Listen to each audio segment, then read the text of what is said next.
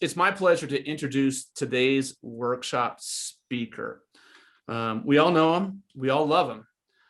It's Joe Rajacic, who, among other things, and he'll get into his journey, which we won't share. He'll share for us.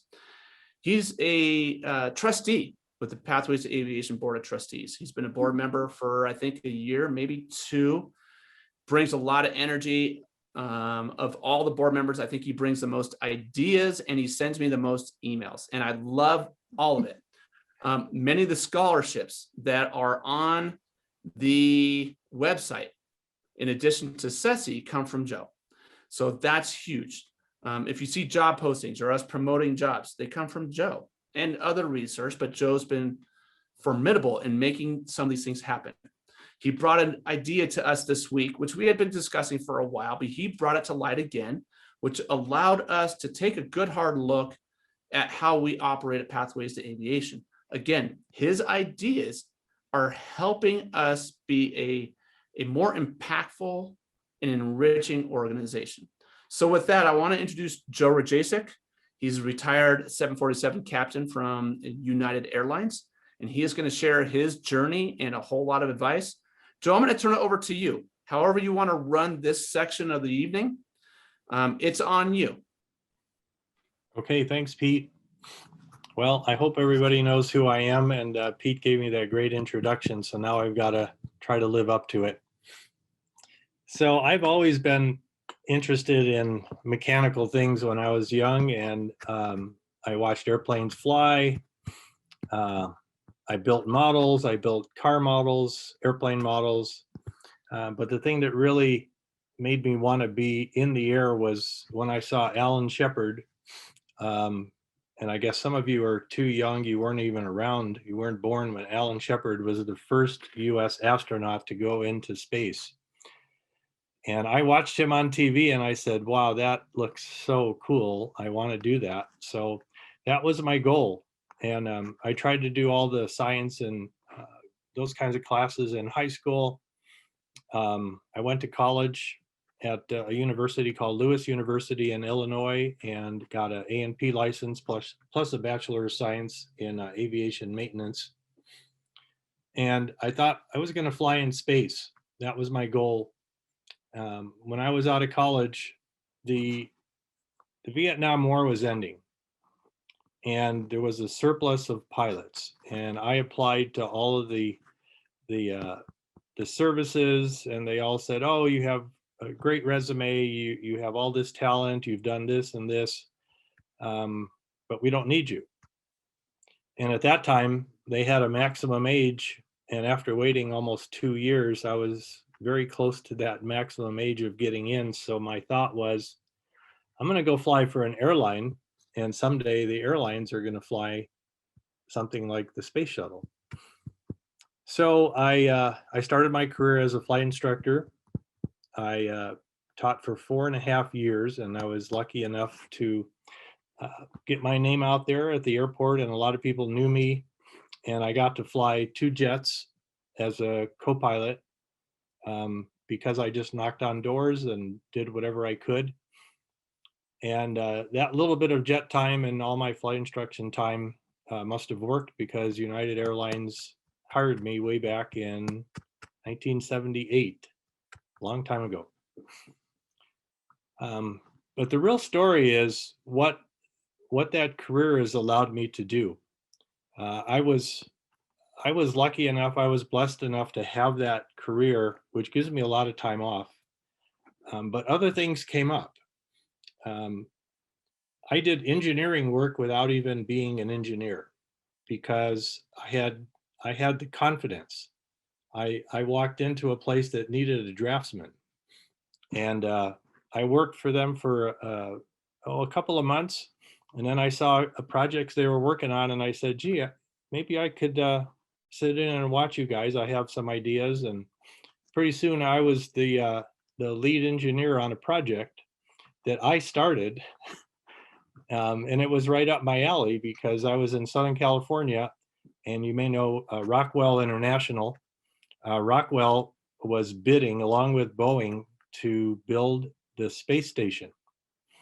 Well, I talked my way in, I worked my way into Rockwell, and the company I worked for at the time built lighting systems.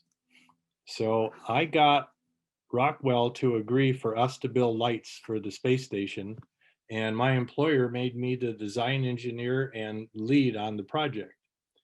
So I want you to know this because I really don't have an engineering degree, but I have confidence. And I know that if I need to do something, someone will help me. Help is a really good word. All you have to do is ask people, and they're so willing to help. And I got several semi-careers by doing that. I was also actually there was no name for what I was doing, but I worked for an aircraft manufacturer that had just started, and they were just implementing CAD.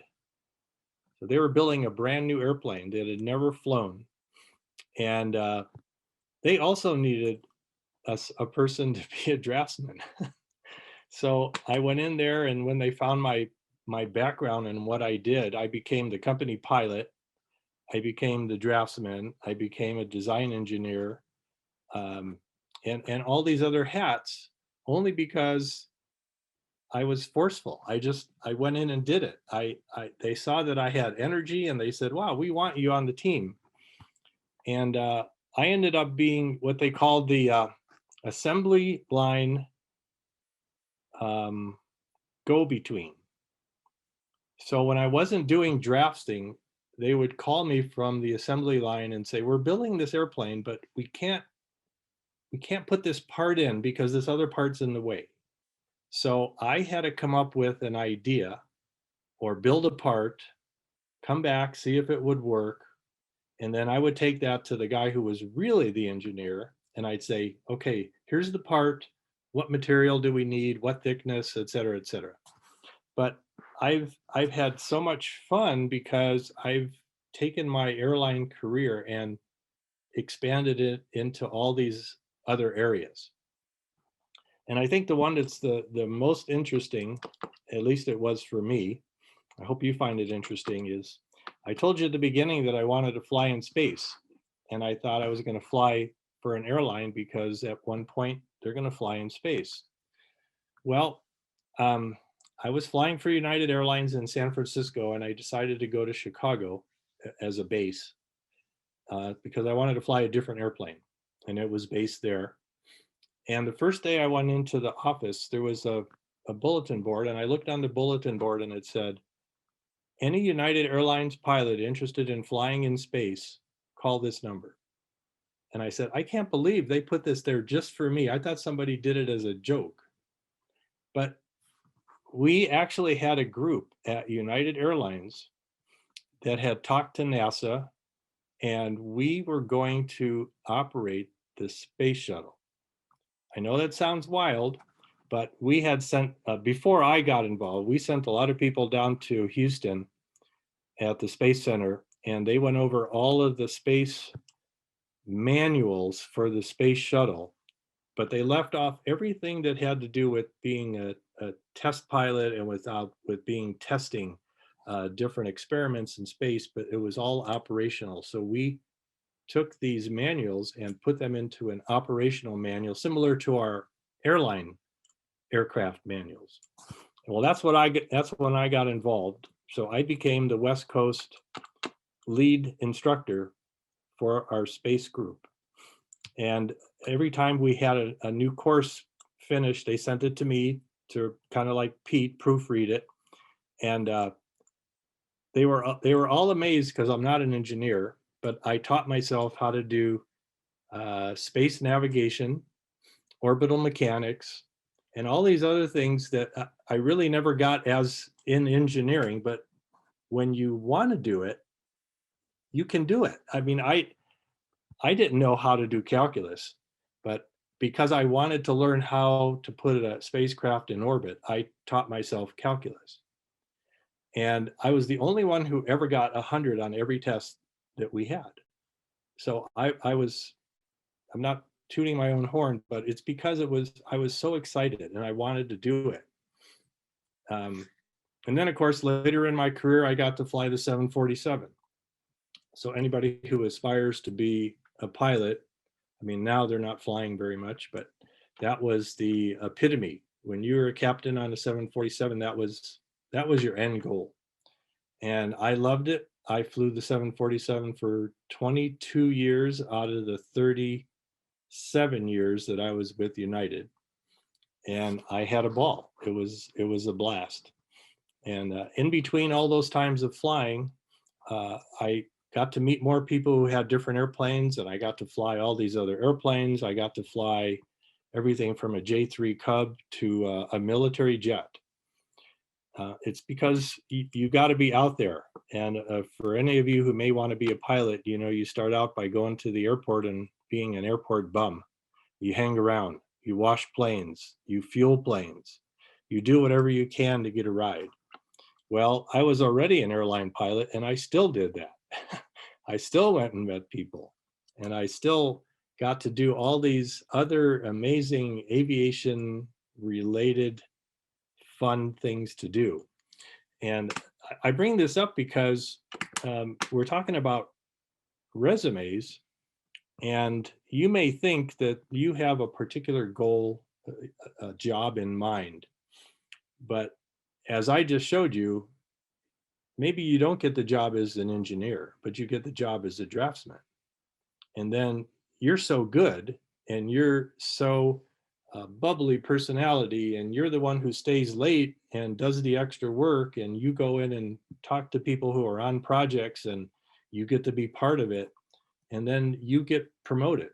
I mean, depending on what the company is, obviously. I don't know all the companies you may be interested in, but there's always a way to advance. So don't limit yourself by saying, well, I'm going to wait for that specific aeronautical engineering degree from so-and-so.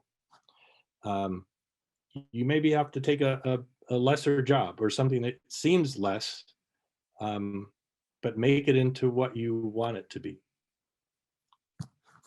So I don't know how many on the call even are interested in being pilots, but if anybody has any pilot related questions, I would love to hear.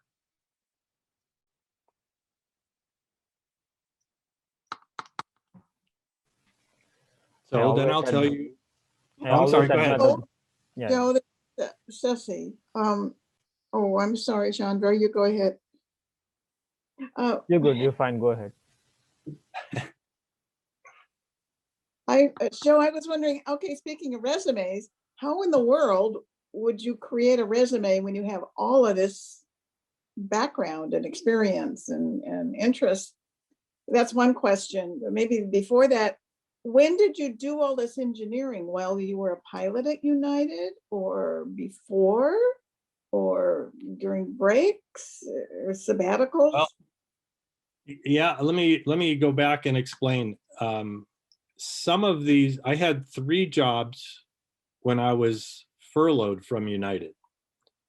So I don't know if you remember back in 1981, all of the air traffic controllers were laid off instantly one day. Well, most of the airlines had to cut way back, and United was one of them. So I got a job flying a corporate jet.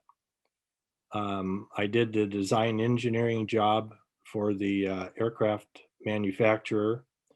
And then the third job was the design engineer and draftsman for the company that made the lighting.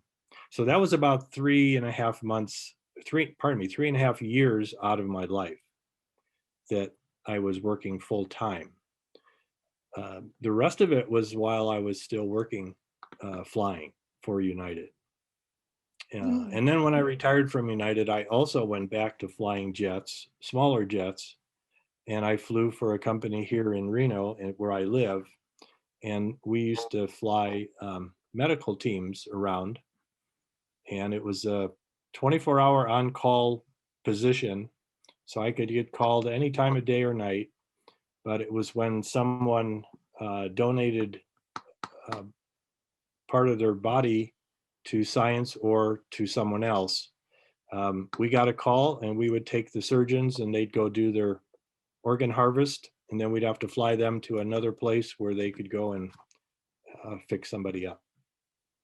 So I did that for 3 years. That was rewarding, but most of it I've done because luckily an airline pilot has a lot of time off. You have a lot of downtime so that you can rest.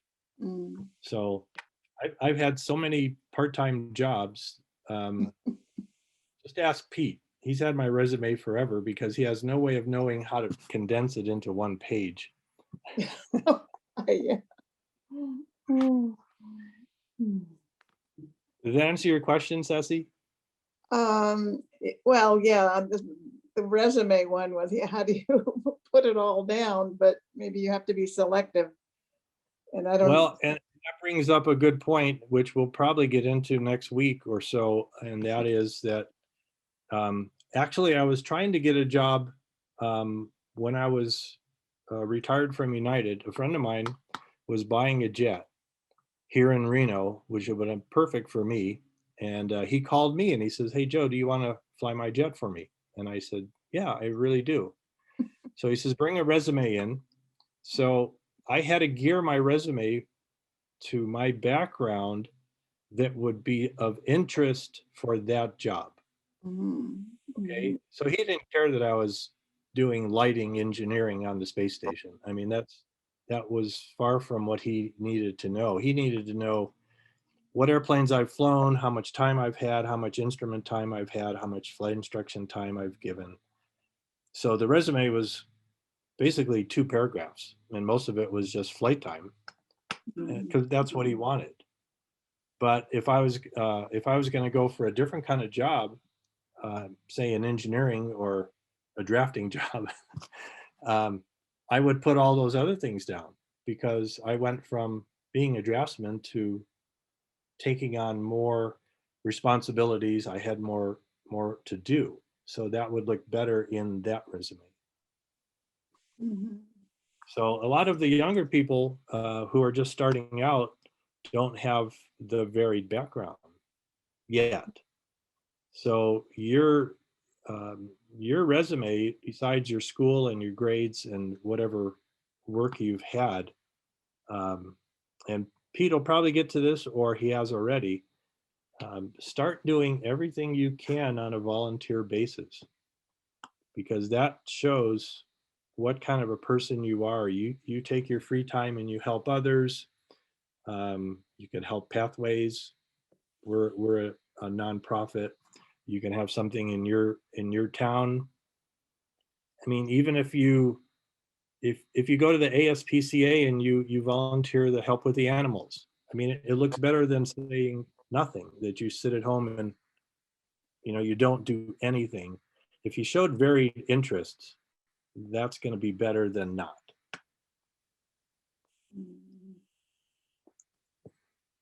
Okay, I beat that one up. Yeah. Chandra, what was your question, buddy? Chandra, what'd you have?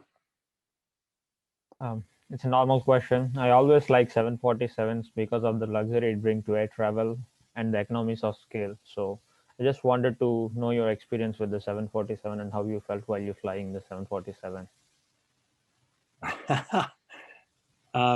It is the queen of the sky. It was Yeah. the best plane I had ever flown.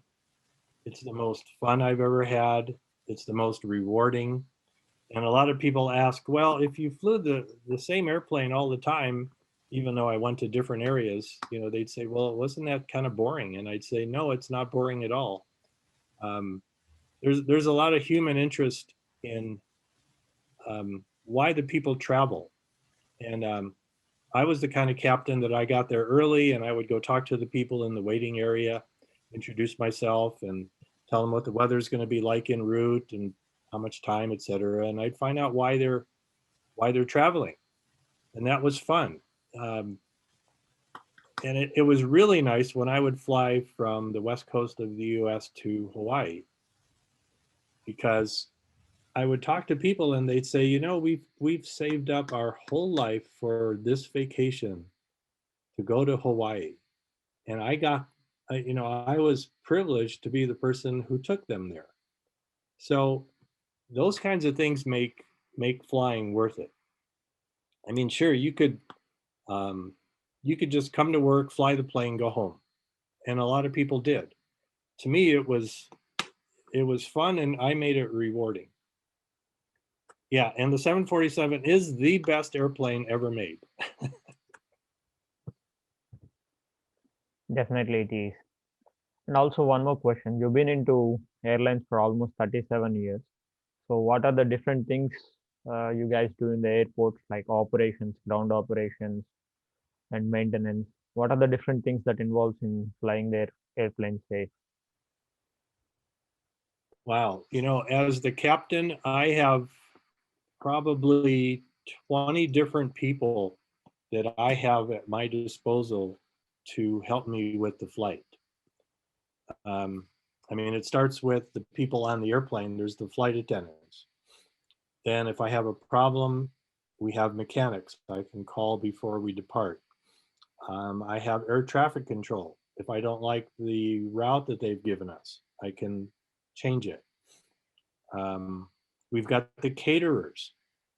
I have to make sure that the catering is done on time, and if it looks like it's running behind, I've got to call, and now I've got to redo schedules. I've got to call our master scheduler. The fueler, if the fueler has a problem, which is going to delay the flight now, I've got to call scheduling. I've got to call the customer service agent who's out there boarding the people. I may have to say, hey, stop boarding because we're going to have a 45-minute delay. It just goes on and on. And as the captain, you're the one responsible for the entire operation. So it's kind of a fun, it's like you're the orchestra leader. You're sitting there and you have to know everything, and you have to know how to make it work. And when you leave on time, it's a great feeling, especially if you've done something to help. Yeah, that's really helpful. And I would like to give it to somebody else. I have a lot of questions which I don't complete right now. So we'll catch up later. Turn it over to other people, please. Okay. Manu, do you Hey, have Joe. any questions? You want to be an airport operations person, right? Me? Manu, is that I spelled it? Did I say that right? It's Manoj. No, I'm looking Yeah. at All a right. young all right. lady that she's went to Embry-Riddle. Are you still on? Maybe not. Anybody else have a question? Joe, I have a quick question. Yes, I Caspar. spoke with someone recently, and it wasn't a pilot job they were applying for, but it was something else on USA Jobs. And they got in trouble because the timeline that they put in for, I think, some of their jobs didn't match up to what they had on their resume, maybe just by a few weeks or a few months. And apparently the algorithm that then processes those pieces of information just said, okay, big X, big no, and then it got thrown out. It didn't even get, contacted for follow-up. Is this the issue that you see sometimes with people with the resumes, and then they go in and apply with them, and then not having their information matching exactly? I actually was working in the United Airlines training center for a while, and I was doing pilot hiring. I wasn't doing it, I was helping. I was a part of it. And as pilots, it's a little bit different than other jobs because, as you may know, the airline industry has its ups and downs. So there's times when an airline has to downsize and pilots are let go and they're furloughed. And there may be weeks or months where there's no job. There's nothing that you can do. And I can't say that I have the best memory in the world, but if I were to have to go back 30 years or even 20 years and say, what was the date, what was the month that you started doing this, I'd probably not know. I don't have any records to say, what month did I fly the L-39 military jet here in Reno? I don't know that. And I guess nowadays, Pete, you could probably chime in. maybe the computers are more sophisticated now where they could do all these checks and find out. And I do know though that you don't want to lie. You don't want to make up stuff for your resume. If you have time off, just say so. Just say, hey, for these 3 weeks, I was looking for a job. I was a job applicant. Instead of trying to say, well, I started that job 2 weeks earlier, and extend it. That's my feeling about Marlys. What would you think? You read a lot of resumes. I can speak to this one from personal experience. What I found I had to do, because my job did take me bouncing from hither to here to there, what have you, and because I had a security clearance, a higher level security clearance, you had to be able to account for every time period in your life. I started a diary because every time I had to upgrade my security clearance information, I had to be able to say where I lived, from what date to what date. It was all had to be verifiable. Diary, just keep track every time you move, every time you change your position, keep a diary. That's it. That to me turned out to be the ultimate. I never had a problem once I started doing that. Well, that's a good point. I don't have a diary. Well, every time I had to fill, it seems like every year you had to update your security clearance information. Right. Because I worked on some, like, I can say it now, but I worked on the B1, for instance, and the B2. And those, you had to be able to account for every day that you worked. The other thing is if you were going into another country, like when the 2 years I spent in England, for tax purposes, I had to, if I wanted to fly home on holiday, I had to be able to put the date I flew, the airline I flew, etc., because that's what let me stay in England. So that diary was just invaluable. So that's what I would recommend to anybody. I don't care whether you think you're going to move around a lot or not, keep a diary, because you never know. That's why I say being able to do 180s, 360s and 720s in place is very important. And the diary helped me do that. Caspar, did that answer your question? Yeah, thank you, Marlys. Yeah, Joe, that totally answered it. You are more than welcome. Pete, we're almost finished. Do you want to take it, or you want one more question? What would you like? Joe, our problem with you is we could be here all night because you haven't shared everything about your career and your whole journey. Every time I talk to you, I learn something new. And that's why I love bringing you on to just share. And I know you have more advice in you than you shared tonight. So we're gonna have to bring you back. I know you're here every week. So that's amazing for us. We are out of time, so we can't really ask you more questions because I would love to.